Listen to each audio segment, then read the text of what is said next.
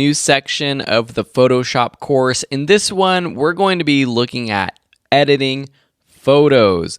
So this is something that I haven't really touched upon that much, but it's a major reason why someone would actually use Photoshop to actually edit photos and not just for graphic design purposes, which is kind of what we've been looking at up until now. I will say that in later on in the course, there are going to be more in-depth sections on editing photos, such as editing raw photos, photo retouching, which is more like beauty kind of editing. But I wanted to add this section here now in the course because I think it's important for you to start to understand the workflow and the different options for editing a photo, because there are so many different options. Like I've said before, there's 1,000 ways to do the same thing in Photoshop, and here are the ways that I suggest you do it. Now, to follow along, I suggest going to Project 3 and opening up this San Dimas Towers photo. Now, I would start out with the JPEG image. We're going to look at this .raf file in just a minute in another lesson, and that is a raw camera file. And the way you edit those photos in Photoshop, or can edit those photos in Photoshop, is a little different. So just right click and open up this photo in Photoshop. Now, this is a photo I shot. It was actually a recent photo at the time of recording this. I live in sunny Southern California, but once a year or so, we get this nice snow on the mountains behind us. And in San Dimas, where I live, we have these water towers, and this was kind of a bucket list shot that I've been wanting to get for a long time, of these water towers with the snowy background. So first things first, in this video, I just want to show you the different options for editing a photo. One is with adjustment layers. So if you click on this little half circle icon, you have all of these different adjustments. And we kind of saw these before, but you have basic ones like your exposure or curves or levels, which all basically do the same thing in terms of adjusting the exposure or the brightness or the darkness of your photo. What this does is it adds this layer on top of your photo layer, and it actually becomes just an adjustment, and it applies to anything underneath this layer at this time anyways. So if we have another photo between this adjustment and this background layer, it's also going to affect that layer. So you can layer these adjustments on top of each other. You want to bring up the saturation of an image, you can do that, and you can see that you can turn them on and off. And this is a non-destructive way of editing. In Photoshop, there used to be ways to actually burn in these edits to your photo and not be able to kind of undo them. And I would always suggest doing some sort of non-destructive editing where you can undo an edit without having to undo a bunch of steps that you've already done. So that's non-destructive editing. There are ways to edit your image in Photoshop that are destructive in the sense that it's actually burned in, and I don't really suggest using these unless it's like a quick edit for a project that you're never going to have to change. But those are under this image menu. So if you go up to the image menu and then under adjustment, change, and then you choose, it's the same sort of effects, say exposure, we decrease the exposure, click OK. That is burned into that image, because now say we go into that and we want to add some saturation, we increase the saturation, but then we say, oh, it's a little bit dark, so let's brighten it back up. Let's go back to our adjustments, exposure, bring up the exposure. What's actually happening is it's like adding multiple effects, multiple layers on top of each other, and you can't undo it. And if you did that back and forth a bunch of times, it would start to look super distorted. Now, this might look different. I'm just undoing all that. If I right-click this and say Convert to Smart Object. A smart object is a Photoshop layer that has and includes additional data in it that allows you to do non-destructive editing. So if this layer is a smart object, I can go up to my image, adjustments, exposure, increase my exposure, select OK, and that becomes a smart filter that we can turn on or off. And we can add another adjustment. Say we have our saturation, and we can increase our saturation, and this photo looks terrible.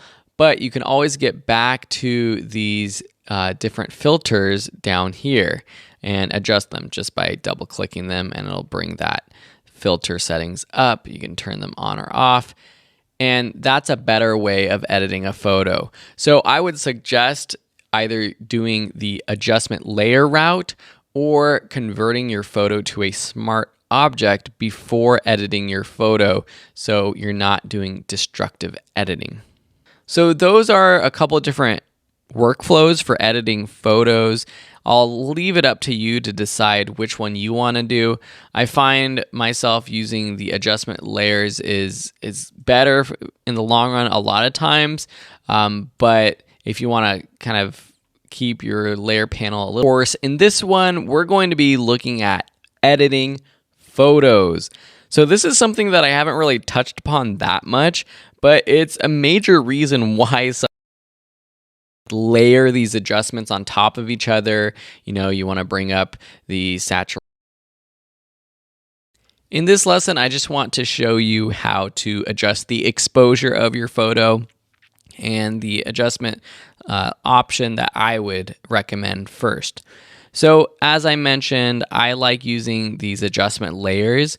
You have a few different options up here for exposure. All these four in this sort of category are for exposure. Down below, you have more color options, and then down below, those are just more sort of some creative options. Brightness and contrast and exposure are two that I would really kind of stay away with. They're pretty basic, and they don't leave you much room for editing specific parts of your image. I much would rather use levels or curves. I like using levels a lot because I find it just a little bit more natural as a photographer to use this. When you have the levels property panel open, you see what's called a histogram. A histogram is a visual representation of the dark parts and the bright parts of your image. On the left-hand side, you have your darks. On the right-hand side, you have your brights. So you can see that there's a lot in this photo that are in this dark part of the histogram. And there's these peaks over here on the right-hand side.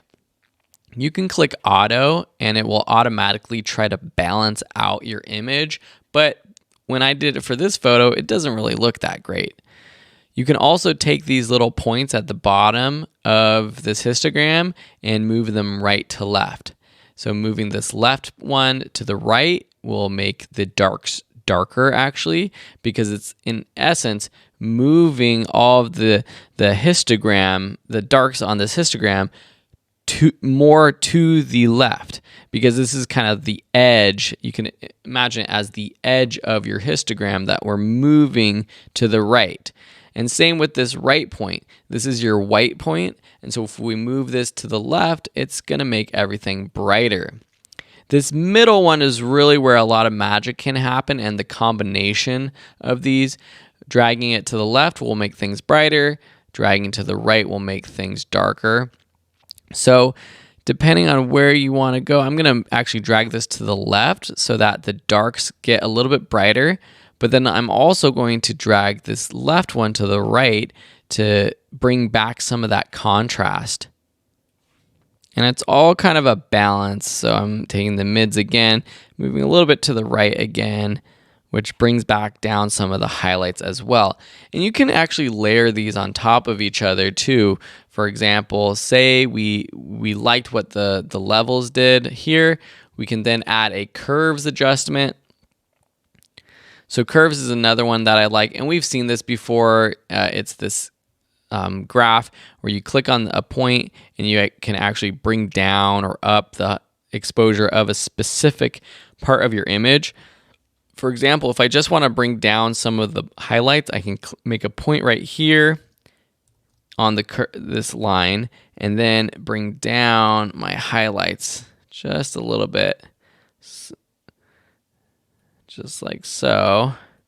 And everything else stays basically how it was, but then we're bringing down our highlights, so we get a little bit more information back in the parts of the image in the background that are a little bit blown out, right? Blown out meaning a little overexposed. So those are the tools that I would recommend, or the set effects that I would recommend for adjusting exposure. We'll dive into another tool called Dodge and Burn later on that allows you to adjust just specific parts of your image. But for now, I would just stick to these tools for that kind of stuff. How do you make a photo more vibrant? Typically with color adjustments. So there are color adjustments like saturation and vibrance that can do this. Vibrance is going to intelligently sort of increase the saturation of an image. So saturation is like how colorful colors are. And when you add this vibrance adjustment layer, you actually have sliders for vibrance and saturation. So if we bring up the vibrance, you can see that it makes things more saturated, but it's doing so more for the greens and the blues of an image. Whereas, let's set this back to 0, and if we bring up saturation, it's bringing up all of the colors, saturation for all of the colors.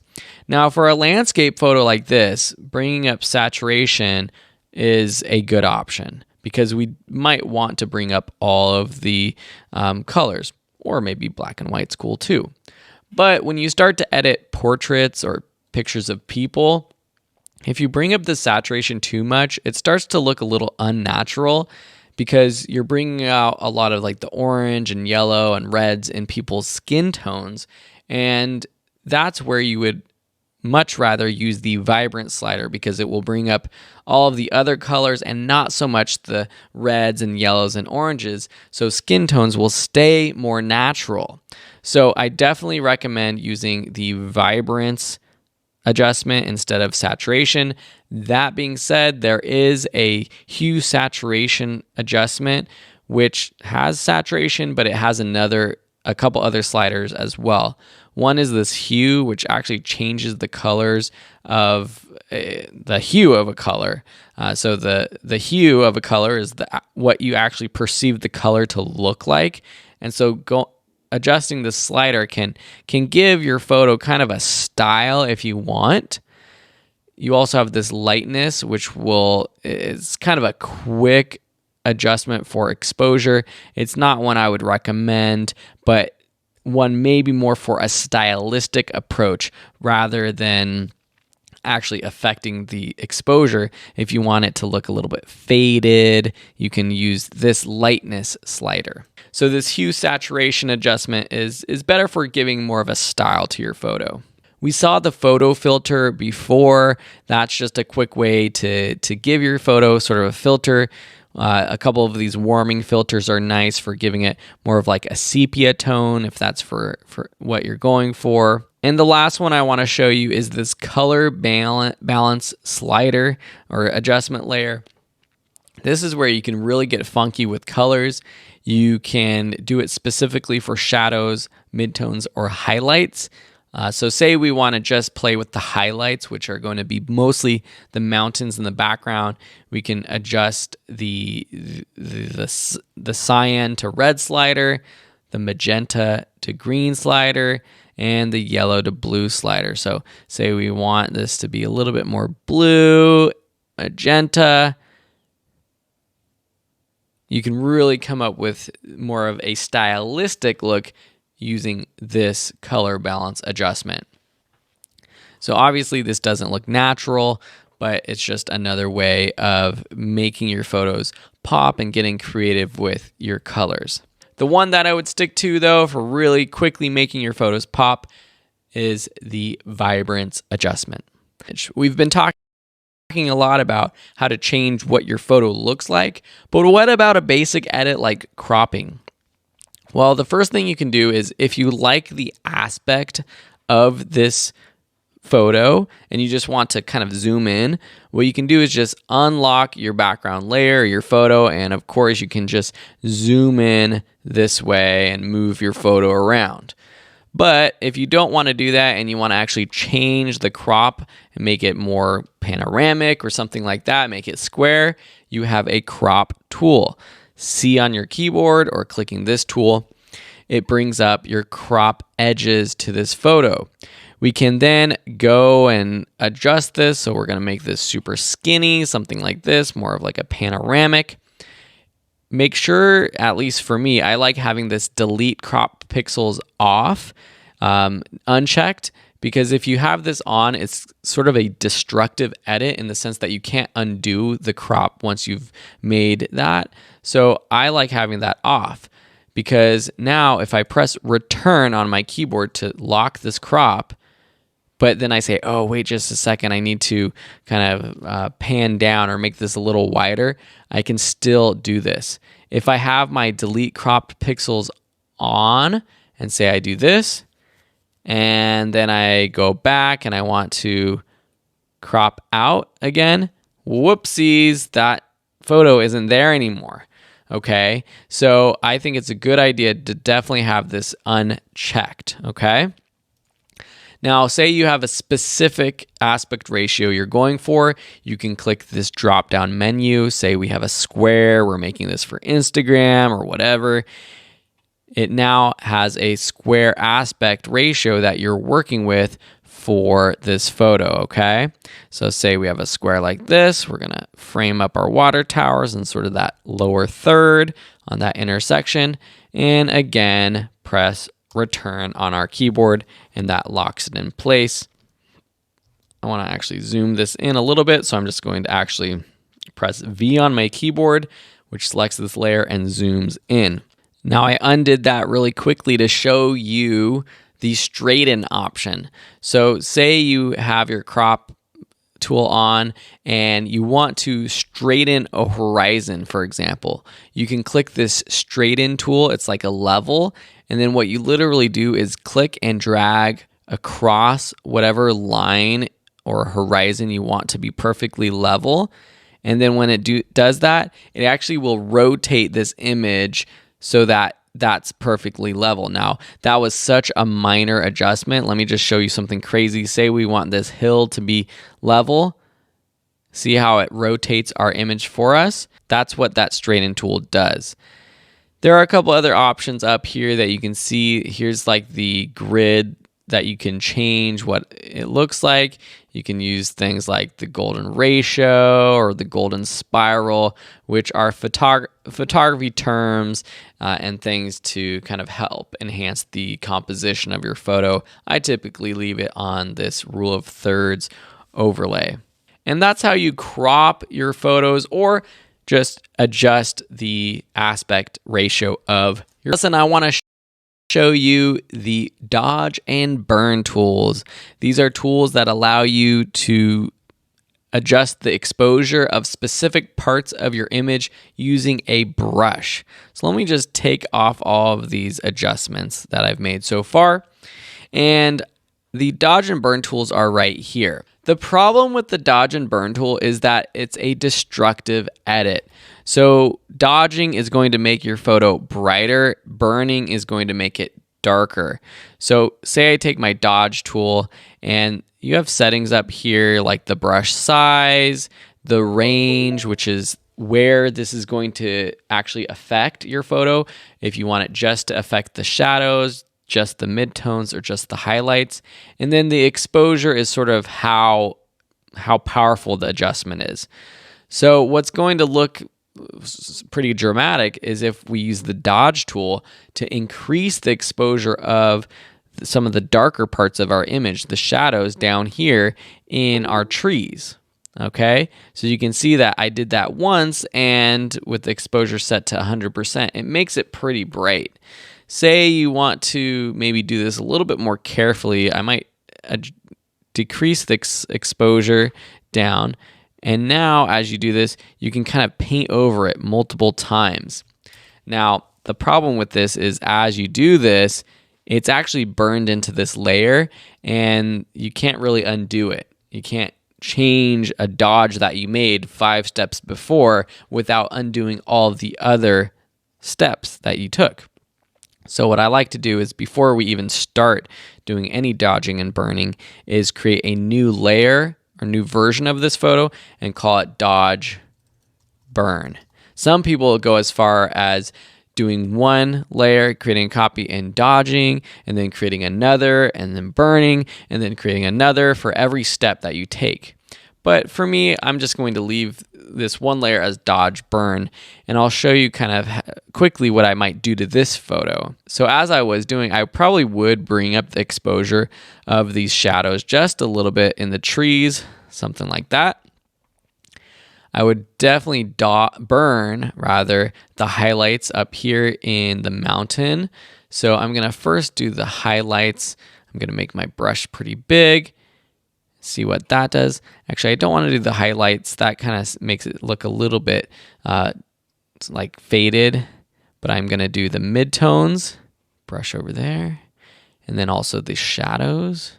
One big brush, and then I'm going to go down a little bit smaller and then just enhance some of these shadows that are already on the mountain. So see where the sunlight is? I'm actually playing with the shadows and burning the shadows even more. And what I'll actually then do is take our dodge tool and enhance, brighten up the highlights. But instead of the shadows, I'm gonna do the midtones. See how that starts to build up that contrast there? I'm gonna burn the shadows of this water tower right here. That was a little too much. I'm gonna bring down my exposure quite a bit. Something like that. And that's starting to look pretty good. You can create sort of a custom vignette this way. So if we wanna make a really big sort of sweep around here, and that's starting to look pretty good. We're drawing the viewer's eyes to our water towers and this mountain behind us. So turning this on and off, you can see the before and after, what you can start to do with the dodge and burn tool just to affect a specific area of your photo. But remember, make sure you're doing this on a copy of your photo because it is burned in literally. It can't really be undone. We'll be using this tool a little bit more in the retouching section of the course as well for more practical applications. To this new lesson, it's a quick note about editing raw images in photo. First off, what is a raw image? In your project folders, you'll see under the photos next to the San Dimas Towers JPEG image, a .raf image. This is a raw file coming from my Fujifilm camera.